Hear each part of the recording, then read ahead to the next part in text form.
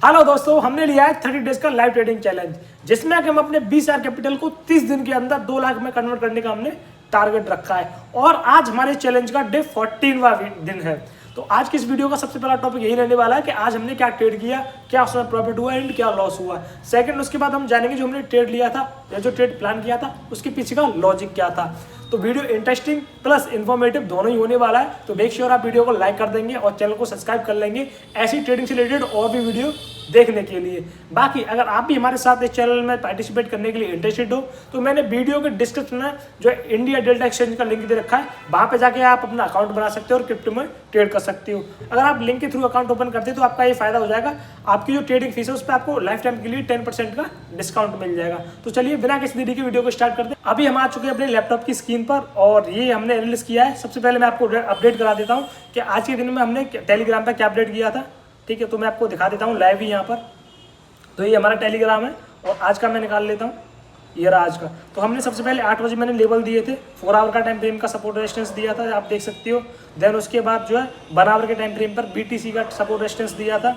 Then उसके बाद मैंने जो 8:21 पर 15 मिनट के टाइम फ्रेम पर सपोर्ट और रेजिस्टेंस दिए थे। इसमें आप देखोगे तो यहाँ पर 1 आवर के टाइम फ्रेम पर और 4 आवर के टाइम फ्रेम पर 2 सपोर्ट रेजिस्टेंस है। यहाँ पर मैंने 15 मिनट के टाइम फ्रेम पर एक रेजिस्टेंस जो है क्रिएट किया था, नया बना था, तो उस 15 मिनट के टाइम फ्रेम पर तो वो अपडेट किया था। देन उसके बाद देखते हैं, उसके बाद हमने 11 बजे आपको एक ट्रेड बताया है, ट्रेड में एंट्री बताई है टाइम जो है 15 मिनट के टाइम फ्रेम पर, जो कि आप देख सकते हो। जो हमने नया रेजिस्टेंस बताया था उसके पास, मतलब जो नया रेजिस्टेंस हमने बनाया था उसके बीच में था मार्केट और होल्ड कर रहा था। तो हमने इसके स्टॉप लॉस से जो एक एंट्री रखी थी जिसमें 1:4 का डिस्काउंट रेशियो था। देन उसके बाद इसे एंट्री में क्या होता है वो भी मैं आपको बता देता हूँ।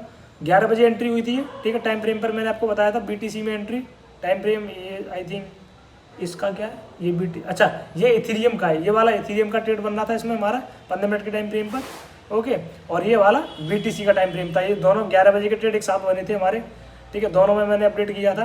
देन उसके बाद अगर आप देखोगे 11:25 पर मार्केट जो है हमारा जो है 1:2 के आसपास का डिस्काउंट रेशियो दे रहा था।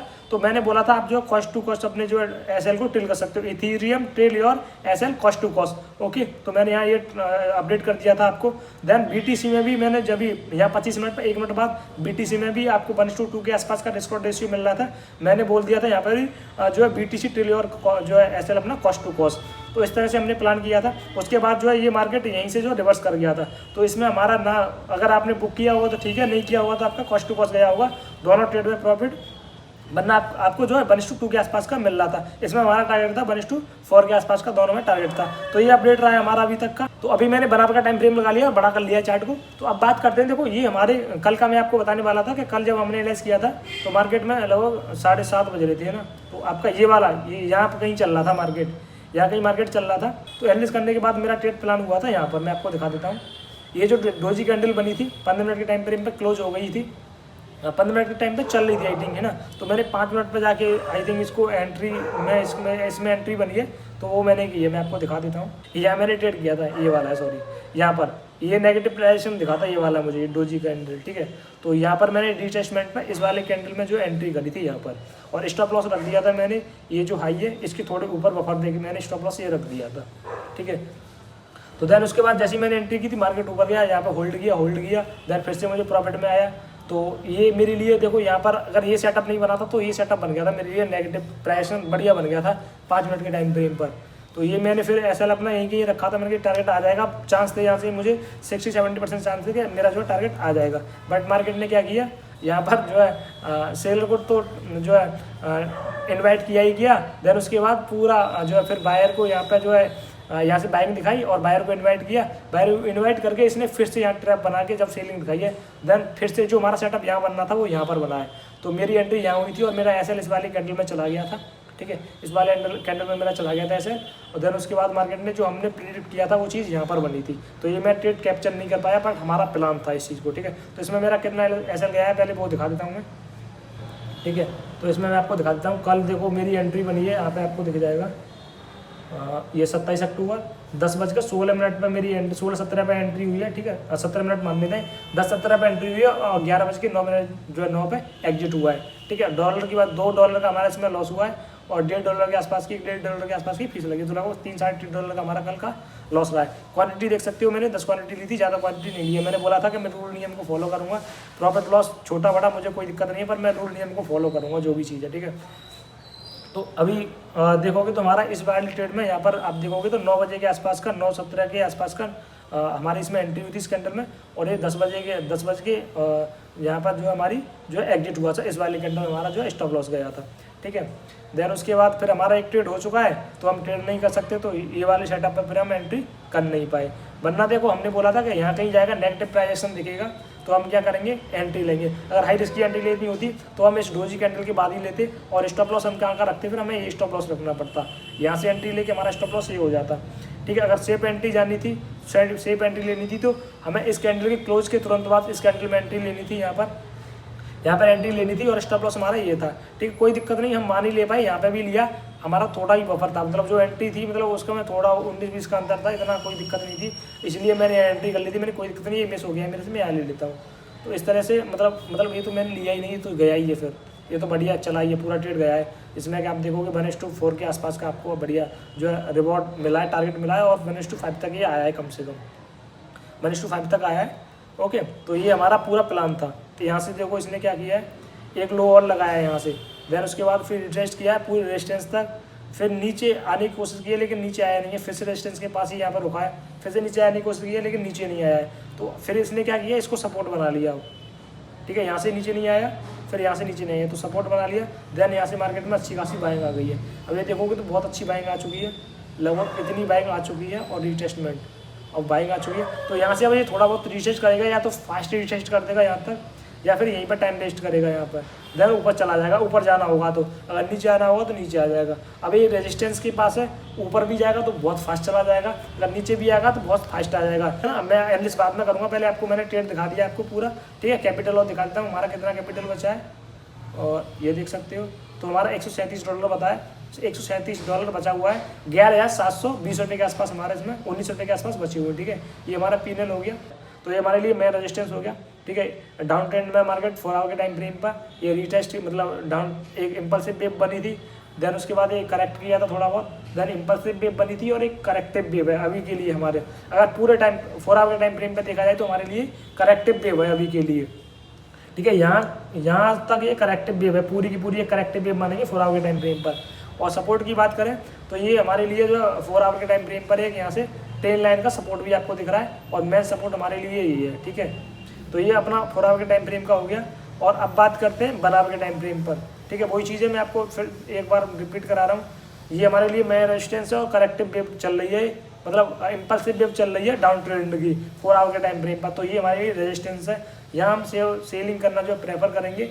मार्केट में बहुत अच्छी बाइंग दिख रही है, हमने जितने भी ट्रेड किए हैं, देखो यहाँ पर जो है डाउन ट्रेंड की आप नोटिस करोगे तो मैंने जो है डाउन की ट्रेड जो ज़्यादातर प्लान की है, ठीक है। वैसे ऐसा लगाए वो चीज़ अलग है, पर हमने डाउन की जो है यहाँ तक इस वाले लेवल तक हम जो जब तक इसके नीचे है हम डाउन की ट्रेड जो है प्लान करेंगे। क्योंकि देखो ये जो ट्रेड है ना, इस तरह का अगर हम कोई भी एक ट्रेड कैप्चर कर पाते हैं तो जो हमारी ट्रेड मिस हुई ना, जिनमें जो भी छोटा छोटा लॉस हुआ है उसका 10 गुना हमारे एक इस तरह के ट्रेड में प्रॉफिट जो है हो सकता है। पर इस तरह के ट्रेड को प्लान करना और पकड़ पाना इतना आसान नहीं होता है, ठीक है। तो हम क्या करते हैं, मतलब मोमेंटम कैप्चर करने की कोशिश नहीं करते हैं, हम जो थोड़ा बड़े ट्रेंड को कैप्चर करने की कोशिश करते हैं। क्योंकि हम 4 आवर और 1 आवर के टाइम फ्रेम पर ट्रेंड को एनालिस कर रहे हैं, और कम से कम 15 मिनट के टाइम फ्रेम पर ट्रेड को पकड़कर उसको होल्ड करने की कोशिश करने की जो है कोशिश करेंगे, मतलब वो कर रहे प्लान करने वाले।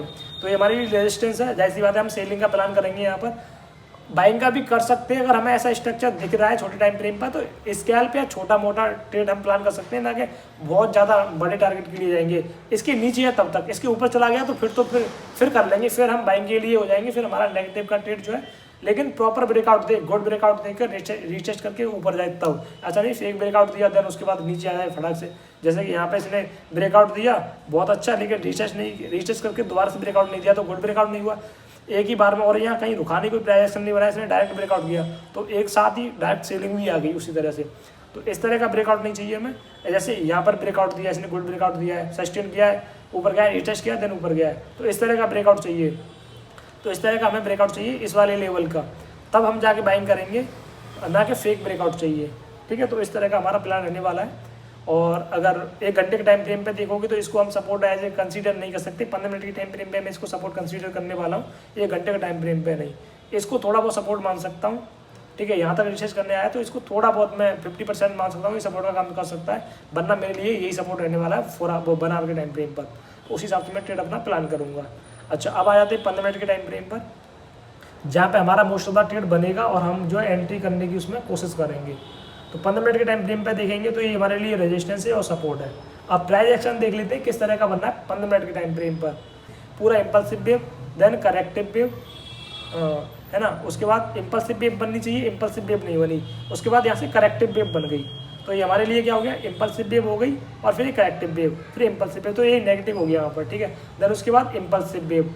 अब यहाँ से क्या बनना चाहिए था, करेक्टिव वेव, नीचे आना चाहिए था, लेकिन मार्केट नहीं आया, इसलिए क्या किया यहाँ से इसकी एक जो इम्पल्सिव वेव बनाती है अप ट्रेंड की। अप ट्रेंड में इसको ऐसे कंसीडर करेंगे, impulsive wave then corrective wave, impulsive wave बना रहा है ये, ठीक है। और बहुत तगड़ा ही जा रहा है भाई, मतलब भाग रहा है ये। मैंने इन्हें से स्टार्ट करना शुरू किया था, यहाँ कहीं था मार्केट, तो ठीक है, ये इस तरह की डोज कैंडल बन रहा था, वो वहाँ से बहुत अच्छा ऊपर जा रहा है, मतलब काफ़ी अच्छी यहाँ पे ये बाइंग दिख रही है। तो ऐसे में मतलब ट्रेड करना स्कैल्प वालों के लिए बढ़िया है कि वो मोमेंटम ऐसे में कैप्चर कर सकते हैं। अगर हमें ये ट्रेड प्लान करना होता तो हम यहाँ कहीं करना होता, ठीक है, या फिर इसके ब्रेकआउट में हम कर रीटेस्ट का मौका नहीं दिया तो इस पर भी थोड़ा करना थोड़ा रिस्की रहता है, क्योंकि मैं ब्रेकआउट पर करता नहीं हूँ, लेकिन जो ब्रेकआउट पर ट्रेड करते हैं उनका यहाँ पर ट्रेड प्लान हुआ होगा। बाकी हम अपनी बात करते हैं, हम ट्रेड कहाँ प्लान करेंगे, ठीक है। तो हम यहाँ कहीं अगर नेगेटिव प्राइस कोई बनेगा तो हम यहाँ पर अभी भी नेगेटिव जो है ट्रेड खोजने की कोशिश करेंगे। हालांकि प्राइस कोई ऐसा नेगेटिव बन नहीं रहा है, यहाँ पे 15 मिनट के टाइम फ्रेम पे देखोगे तो ये बुलिश प्राइस बन रहा है, ये इम्पल्सिव वेव, करेक्टिव वेव, और यहाँ से इम्पल्सिव वेव आने के चांस है। देन उसके बाद करेक्टिव वेव बन सकती है, ज़्यादा चांस है कि करेक्टिव वेव ही बने, मतलब इम्पल्सिव वेव बनेगी तो करेक्टिव वेव बनने के बाद इम्पल्सिव वेव बन सकती है ऊपर के लिए।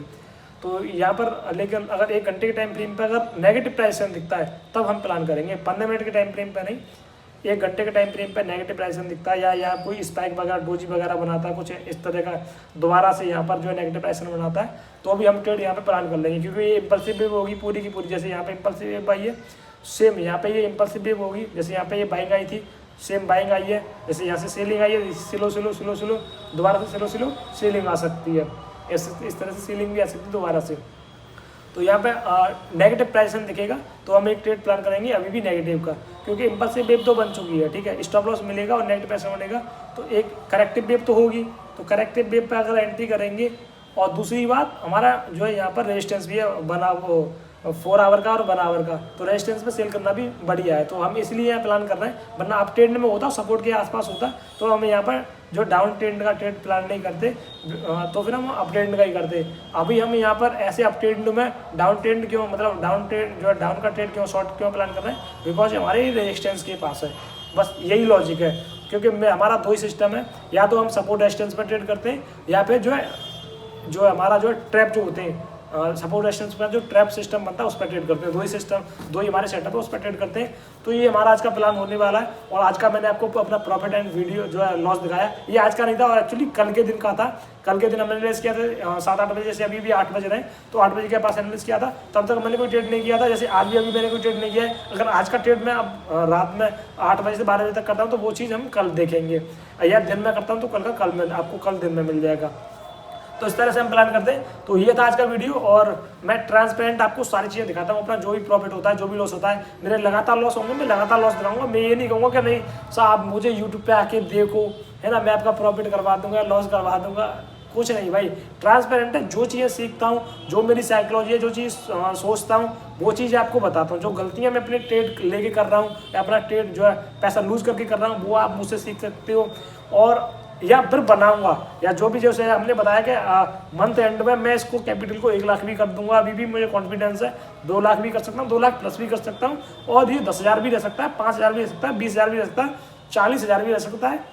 ये डिपेंड करता है हम कितने अच्छे से अपने रूल्स को, नियम्स को फॉलो कर रहे हैं, ठीक है, ये उसके ऊपर डिपेंड करता है। और इसको हम 2 लाख और 2 लाख प्लस भी कर सकते हैं, डिपेंड किस पे करेगा, अपने रूल्स को फॉलो करने पर, ठीक है। हमारे एसएल कटने कोई दिक्कत नहीं, कटने दो, जा रहे हैं जाने दो, कितना हो सकता है कैपिटल, मैंने आपको बताया 5,000 बच जाएगा, 10,000 बच जाएगा, लेकिन रूल्स के अंडर रहेंगे तो इतना बचेगा, लेकिन रूल्स को फॉलो नहीं करेंगे तो एक दिन में हम इसको जीरो कर सकते हैं। बहुत से लोग करते हैं, तो हमें क्या करना है, स्ट्रिक्टली अपने रूल्स को फॉलो करना है, अपने सेटअप को फॉलो करना है, अपने सिस्टम को फॉलो करना है, ठीक है। प्रॉफिट होगा लॉस होगा वो क्या होगा वो बात की चीज़ है, लेकिन हाँ मुझे कॉन्फिडेंस है अगर मैं रूल्स को नियम को फॉलो करता हूँ तो मैं इस कैपिटल को 1 लाख 2 लाख अभी भी पहुँचा सकता हूँ इतने दिन के अंदर, 15 दिन के अंदर भी, ठीक है। वो आपको उस दिन पता चलेगा जिस दिन मतलब इसमें मेरा P&L आपको ऐसे बढ़ते हुए दिखेगा। अभी आपको नहीं बिलीव हो रहा होगा इन चीज़ों पर, यार क्या इतने दिन में तो मतलब 14 दिन हो गए, मतलब आधा चैलेंज तो निकल चुका है, कैपिटल तुमने आधा कर लिया है अपना, अब तुम कैसे करोगे इस चीज़ को। तो हो सकता है वो आपको इम्पॉसिबल लगे, और प्रैक्टिकली भी आप देखोगे तो ये चीज़ है, प्रैक्टिकल देखोगे तो है। लेकिन अगर प्रैक्टिकली जब हमारे प्रॉफिट होंगे या प्रॉफिट वाला कोई ट्रेड आएगा तो आपको प्रैक्टिकल उससे पता चलेगा, मेरे कहने से नहीं आप विश्वास करेंगे, ना ही करना चाहिए, होगा तब आपको दिखेगा कि हाँ ये चीज़ पॉसिबल है या नहीं, तब आपको प्रैक्टिकल लगने लगेगा कि हाँ अगर मान लो हमारा एक ट्रेड में ही 50 से 60 डॉलर का प्रॉफिट हो गया, तो हमारा तो जितने भी अभी तक लॉस हुए वो एक ही ट्रेड में कवर हो गया, तो आप कहेंगे यार आराम से हो गया ये तो, अब 2 ट्रेड ऐसे निकल गए तो हमारा कैपिटल 40,000 हो जाएगा। अगर 40,000 से ट्रेड करेंगे तो फिर हमें 1 लाख या 1.5 लाख करने में कितना समय लग रहा है। तो वो चीज़ें जब प्रैक्टिकल मतलब जब वो रियल टाइम में रियल लाइफ में हमारे साथ होगा तब हम उस पर बिलीव कर पाएंगे, आप बिलीव कर पाएंगे, वरना ऐसे बिलीव करना थोड़ा मुश्किल होता है। तो ये हमारा आज का हो गया। तो चलिए आज की वीडियो में इतना ही, और बाकी हाँ अगर आप मेरे साथ जुड़ना चाह रहे हो, सीखना चाह रहे हो तो भाई वीडियो को लाइक कर देना, चैनल को सब्सक्राइब कर लेना और शेयर भी कर दिया करो यार वीडियो को। व्यूज़ वगैरह नहीं आ रहे हैं, व्यूज़ आएंगे लोगों के साथ चीज़ें शेयर होंगी तो मुझे थोड़ा वीडियो बनाने दो, मैं आपको टाइम देता हूँ। वीडियो बनाना, रिकॉर्ड करना, एडिट करना, इसमें समय लगता है मेरा एक्स्ट्रा, ठीक है। तो हालांकि मुझे सीखने तो मिल रहा है इस चीज़ से, या फिर 2 लोग भी सीख रहे हैं वो ठीक है, लेकिन 4 लोग सीखेंगे तो एक तो वो फायदा हो जाएगा, दूसरा मुझे थोड़ा मतलब कॉन्फिडेंस आएगा। जैसे मैंने बोला ना प्रॉफिट वाला ट्रेड आएगा आप बिलीव कर पाएंगे, ऐसी और ज़्यादा लोग जुड़ेंगे तो मुझे भी कॉन्फिडेंस आएगा और मुझे सिखाने में भी ज़्यादा रुचि होगी और मैं ज़्यादा और मन लगा के काम करूँगा। तो इतना हो जाता है। तो बाकी आप वीडियो को शेयर कर देना और वीडियो को लाइक करके कमेंट में अपनी राय बताना। आज की वीडियो में इतना ही और मिलते हैं आपसे जल्दी नेक्स्ट वीडियो।